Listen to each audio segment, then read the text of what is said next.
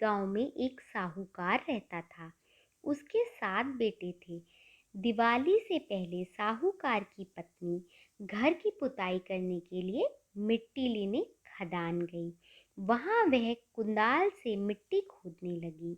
देवयोग से साहूकार की पत्नी को उसी स्थान पर एक शाही की मान दिखाई दी।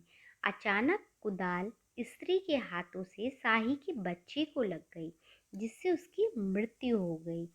शाही के बच्चे की मौत का साहूकारनी को बहुत दुख हुआ, परंतु वह अब कर भी क्या सकती थी। वह पश्चाताप करती हुई अपने घर लौट आई।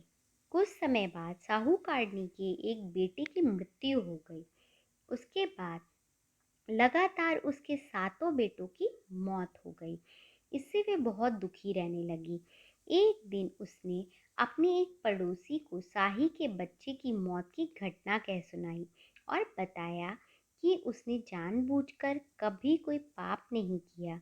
यह हत्या उससे गलती से हुई थी, जिसके परिणाम स्वरूप उसके 7 बेटों की मौत हो गई। इसके परिणाम स्वरूप उसके 7 बेटों की मृत्यु हो गई।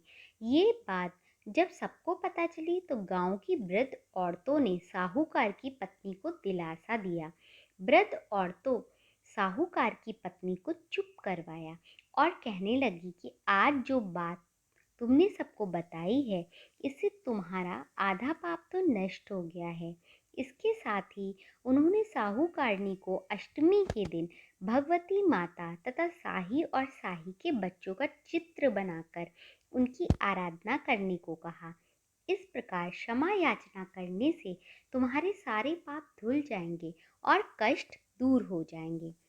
साहूकार की पत्नी उनकी बात मानते हुए कार्तिक मास की कृष्ण पक्ष की अष्टमी को व्रत रखा व विधि पूर्वक पूजन कर क्षमा याचना की। इसी प्रकार उसने प्रतिवर्ष नियमित रूप से इस व्रत का पालन किया, जिसके बाद उसे 7 पुत्र रत्नों की प्राप्ति हुई।